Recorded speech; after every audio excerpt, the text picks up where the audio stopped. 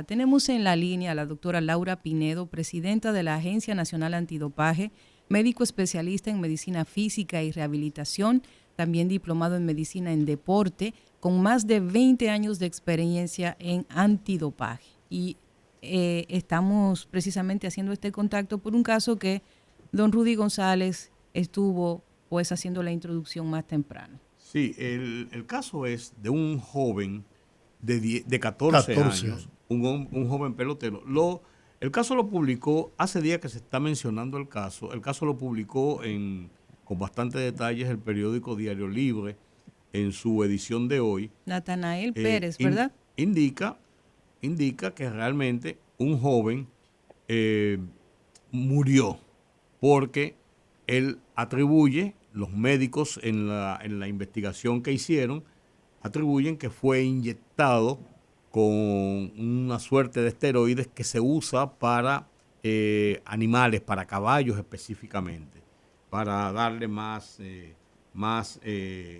potencia. Y yo voy a hacer leer, con su permiso, doctora, solamente este párrafo para ponerlo en contexto. Ismael Ureña tenía 14 años cuando en el verano del 2024 decidió abandonar la pensión donde estaba concentrado en el municipio de San Luis, persiguiendo el sueño de firmar con la MLB. Le decía a su hermano mayor que no se sentía las piernas, sus ojos se tornaron amarillos y sus orines eran de color rojo como sangre. Mami, me están maltratando, le comentó a su progenitora Iris Pérez, quien al confirmar la orina le pidió no regresar a jugar y lo llevó al médico. Allí los análisis confirmaron que se le había aplicado una sustancia que se inyecta a los caballos para mejorar el rendimiento. Una información que el adolescente le confirmó a su madre y dijo que se había rehusado contárselo a sus padres. A escasos días de estar hospitalizado, Ismael murió. Pero el drama no terminó en el cementerio. Dos de sus hermanos, que también se entrenan en el mismo centro de la Academia de Béisbol, han quedado con secuelas como taquicardia y alteraciones visuales. Sus padres y Noel Ureña e Iris Pérez, impotentes, pero con escasos recursos, viajaron a Santiago de los Caballeros, contactaron a abogados y ahí se ha destapado el caso. Entonces, esto pone en contexto denuncias que se han hecho en el pasado de jóvenes que se ve con capacidades, con potenciales para ser beisbolistas de alto rendimiento, de grandes ligas quizás, se llevan a los campos de entrenamiento que tienen las academias en la República Dominicana, son como 14 centros de entrenamiento, y ahí entonces son sometidos a los rigores de una academia para entrenamientos y todo esto, que es lo normal y son confinados, pero también hay situaciones que se ha denunciado como estas. ¿Qué está pasando realmente? Hablamos con los profesionales. Doctora, bienvenida al Rumbo de la Tarde. ¿Cómo se llama la doctora? Laura Pinedo, presidenta de la Agencia Nacional Antidopaje. Buenas tardes, doctora. Buenas tardes. Excúseme que estaba haciendo la introducción para ponerlo en el contexto de lo que estamos hablando. No, no se preocupe, muy bien realizada la introducción, es importante. Y como bien señaló, bueno, ahora está la alarma y todo el mundo está atento al caso porque ya ocurrió un fallecimiento, pero no es la primera vez que se hacen denuncias de este tipo. Eso decía. De hecho, en enero del 2019 salió en la prensa de que un entrenador le inyectó un multivitamínico para caballos a un niño y provocó que le amputaran una pierna. De hecho, en este año ya se le dictó prisión y se le fueron 8 años. Pero también el año pasado, en abril del 23, hubo otro caso que salió en la prensa de un niño que también le estaban inyectando esteroide anabólico y terminó en cuidados intensivos y con una cirugía de corazón abierto. El problema es que este caso trae más alarma todavía por el hecho de que al final terminamos en lo más temido, la muerte del adolescente. Una pregunta, doctora, ¿qué tipo de controles tiene la autoridad sobre estos tratamientos. Estamos hablando de niños, primero, porque la mayoría son menores cuando entran a esos centros de entrenamiento, porque no han cumplido siquiera los 18 años, primero. Y segundo, aunque hubiesen cumplido los 18 años, ¿qué tipo de supervisión tiene la autoridad sobre esto? Porque no es un caso recurrente y no solamente de una sola academia, sino que se ha registrado en diferentes academias, lo que podríamos hablar de que se trata de una práctica casi rutinaria. Exactamente, y eso es parte del peligro. A ver, la Agencia Nacional Antidopaje, si me habla por parte de nosotros Sí, claro. siempre tenemos un papel educativo, que es la parte más importante, pero hay lugares donde no podemos acceder. La Agencia Nacional Antidopaje trabaja básicamente a nivel olímpico y de hecho desde el año pasado estamos trabajando a nivel del Círculo Deportivo Militar. Pero las academias de béisbol, ¿qué pasa? Y es uno de los grandes problemas. Major League Baseball como tal no es signataria del Código Mundial Antidopaje. Al no ser signataria del Código Mundial Antidopaje, como todas las otras entidades, por ejemplo, Comité Olímpico Internacional, Comité Paralímpico Internacional, sus requerimientos de controles antidopaje no son iguales, no son los mismos y tampoco nos permiten realizarlo. Porque, por ejemplo, asimismo, béisbol invernal, liga de béisbol profesional aquí en el país no tienen ese tipo de controles. Y hay un tema, porque a veces nos dirán, pero se le hace controles. Puede ser que le hagan controles, pero de droga social. Y si estamos hablando de esteroides anabolizantes, eso no es una droga social. Eso es otro tipo de sustancia que sí se controla en el mundo del antidopaje, que está liderado por la Agencia Mundial Antidopaje. Pero doctora, pero yo, escúchame, pero lo que usted dice todavía es más grave.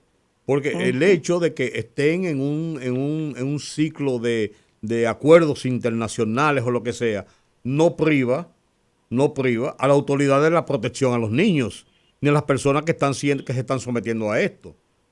O sea, yo creo que debe haber un procedimiento y un protocolo de seguimiento, de investigación, de eventualmente hacer una inspección, de chequear, de hacer exámenes, qué sé yo. Pero yo creo que debe ser. Nosotros siempre hemos tratado de introducirnos en esa parte, sobre todo la parte de la educación, porque si aquí vemos, si no estamos conscientes de lo que estamos pasando a todos los niveles, desde los niños, los padres, los familiares, y no hay una voz de alerta, es más complicado, porque a veces solamente entendemos que son drogas como tal, y eso es lo que vemos. O sea, no es solo drogas, tenemos los esteroides anabolizantes que tienen grandes consecuencias a nivel de la salud, y es el problema que puede llevar a uno de los casos como tenemos en el día de hoy. Pero usted dijo que hacían pruebas en Major League Baseball solamente de drogas sociales, pero yo a cada rato veo que suspenden muchos dominicanos, por cierto, que lo suspenden por el uso de drogas para estimular y crecer sus facultades como deportistas. Por un Tylenol mal aplicado. Sí. Ellos tienen un programa, Major League tiene un programa antidopaje, pero no es tan riguroso ni con las sanciones como los lleva la Agencia Mundial Antidopaje. Lo que decía es que muchas veces creemos que cuando se habla de controles antidopaje, pensamos que es como el de las drogas sociales. Porque así como usted bien dice, sí, por ejemplo, a cada rato vemos que hay suspensiones por estanozolol, furosemida o por una sustancia que está mal aplicada. Pero, ¿cuál es la diferencia básica? Por ejemplo, cuando hablamos de que en su pasado uno de nuestros beisbolistas dominicanos fue suspendido en Major League, lo suspende por 80 juegos, cuando tú contabilizas eso en tiempo que es. Pero si tú te vas al mundo de la Agencia Mundial Antidopaje, por ejemplo, se suspende por una furosemida, puede ser hasta 4 años. Y el tipo de sanción es diferente. Ahora sí le entiendo. Claro, al ser más rigurosa la medida, en la consecuencia, ¿no? Pues eso puede contribuir a que mucha gente no se atreva a hacerlo. Exactamente. Y por ejemplo, una sustancia que en Major League no, marihuana, el uso de marihuana. Ustedes saben que tenemos el uso que es medicinal y todo eso. ¿Qué pasa? En Major League no está sancionada, pero en la Agencia Mundial Antidopaje sí. Entonces hay algunas sustancias que entran, otras que no. Y la rigurosidad que hablaba de las sanciones. Doctora, en el caso particular de este jovencito de 14 años, ¿qué fue lo que le inyectaron? ¿Usted puede hablarnos acerca de qué se trata esto? ¿Cuáles son las consecuencias? En nuestro país hay muchas de estas academias que preparan miles de niños cada año. ¿Qué fue lo que en este caso se utilizó y cuáles podrían ser las consecuencias para que los padres que tienen sus hijos en estas academias pues estén ojo visor con este tema? Lo primero que tenemos que tener en cuenta, si no hay ningún trastorno de salud, si un médico no ha avalado nada, ¿por qué hay que inyectar algo? ¿Por qué hay que recetar algo? Es lo primero. Lo segundo es, en nuestro país prácticamente toda la medicación es de libre venta. O sea, no necesitamos ningún tipo de receta para que nos lo vendan. Entonces ahí radica parte del problema. ¿Qué fue lo que le inyectaron? Lo que le inyectaron es boldenona, que es mayormente conocido como caballín. Es un esteroide anabolizante, que es un esteroide sintético al final se convierte en testosterona. Los varones tienen sus niveles de testosterona y las mujeres también tienen en menor proporción. Para explicarlo un poquito más llanamente, el cuerpo tiene un eje que regula a nivel de hormonas. ¿Qué pasa cuando nos inyectan algo que puede ser, o sea, yo lo tengo, pero en un nivel controlado, porque mi cuerpo tiene un ciclo, él está viendo cómo está. Si a mí me inyectan, porque obviamente no fue que le inyectaron una sola vez, lo que le inyectaron fue, me imagino que varias veces, en varios ciclos, con combinaciones y megadosis. El cuerpo es muy sabio. Él está viendo que me están poniendo algo que yo tengo, ¿para qué yo voy a trabajar? Dejo de trabajar y dejo que el cuerpo consuma lo que me están poniendo.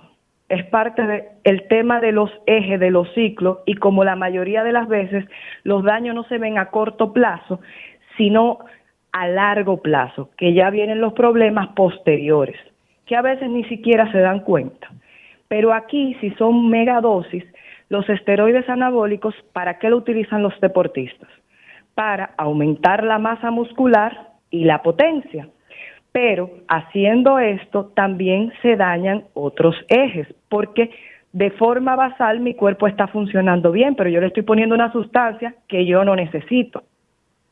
Ahí provoca que haya una alteración a nivel de la formación de glóbulos rojos, porque el riñón comienza a funcionar y a crear eritropoyetina, que aumenta los niveles y cantidades de glóbulos rojos, que me espesa la sangre, puede provocar coágulos, puede provocar derrames cerebrales. Hay una desregulación también a nivel de lo que es el colesterol, por lo que se hacen aterosclerosis a nivel de lo que son las arterias, que eso provoca todo ese daño. ¿Dónde se metaboliza eso? En el hígado. El hígado comienza a funcionar de más y eso provoca daño hepático, daño renal. También es lo que viene a nivel de los caracteres sexuales. Un varón, un chico que le están poniendo testosterona, como su cuerpo dice, ya me la están poniendo, dejo de producirla, entonces hay una feminización de los caracteres. Ahí es que viene el tema de que se le comienzan a salir las mamas, las gónadas, o sea, los testículos y el pene se le ponen más pequeños, pero en las mujeres es lo contrario. Como ellas no tienen esa cantidad de testosterona y me están poniendo, pues entonces las mamas se le van a aplanar, el clítoris se le va a poner más grande, se le va a poner la calvicie, también en conjunto está el tema del acné, también están los trastornos psiquiátricos porque eso te afecta. Hay un montón de testosterona porque la testosterona promueve el tema de la agresividad. De hecho, hay un caso muy famoso de Chris Benoit, un luchador de la WWE que por el uso secundario de esteroides, él ahorcó a su hijo, mató a su esposa y luego se suicidó. Entonces, los daños se pueden ver a corto, mediano y largo plazo. Y obviamente, dependiendo de la dosis, que es lo que pasó con este joven, podemos ver casos irreversibles porque ya en el momento en que todo ocurrió no había forma de detenerlo. Pero yo me pregunto, independientemente de que esas Major League y esas ligas internacionales tengan su metodología para el control del uso de sustancias prohibidas, pero ¿y acaso no somos un país soberano? ¿No tenemos leyes y una constitución de la República que le da autoridad, valga la redundancia, a las autoridades del país para tener control sobre las academias que operan en este país? A las autoridades sí, a la Agencia Nacional Antidopaje no, porque nosotros no podemos entrar en un lugar donde no nos lo permitan. Ustedes no son un ente regulador. En este caso, ¿quién tendría la máxima autoridad para el tema de regular las academias que están presentes en República Dominicana? Pero ahí mismo con eso que pregunta Olga, ¿y ustedes no han recibido o reciben o han recibido denuncias de esto que ocurre y qué han hecho? De manera particular no, porque a veces también el tema nos comentan, han usado esto, tratamos de investigar y todo el mundo silencio. Que eso sí ha ocurrido, que hemos recibido algunas denuncias así de maneras alternas, pero cuando seguimos investigando, la gente se calla y no se puede seguir el proceso.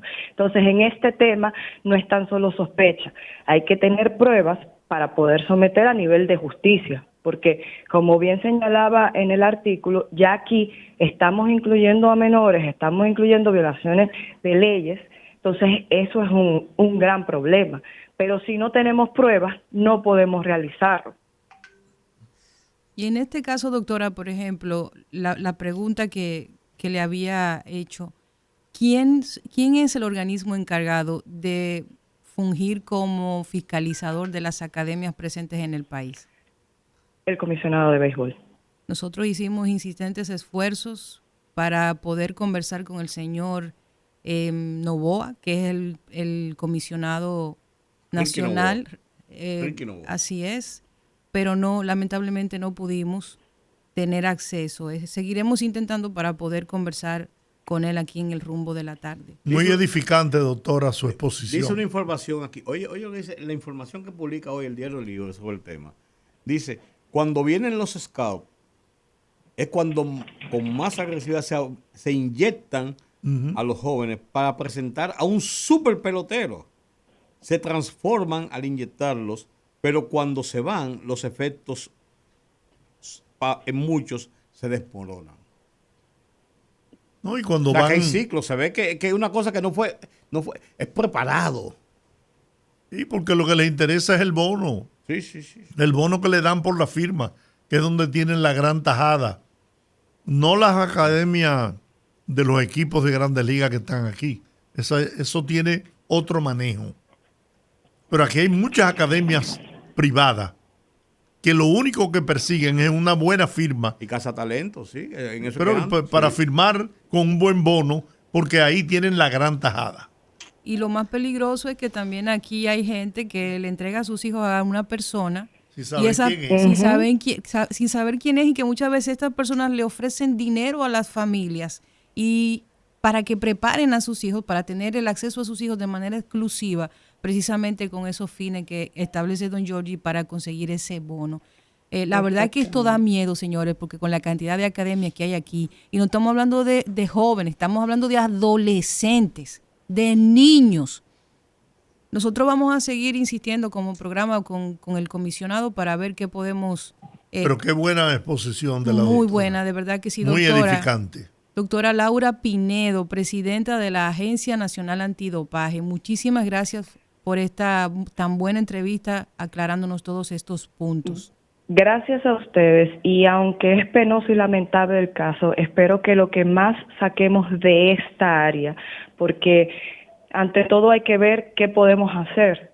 ¿Qué podemos hacer? La educación, la voz de alarma, que el Ministerio de Salud, que el Ministerio Público también, o sea, todos los actores involucrados, porque esto también es un tema de salud. Sí. Esto también es un tema de salud, y que no es la primera vez que a nivel de endocrinología pediátrica se hace la voz de alarma.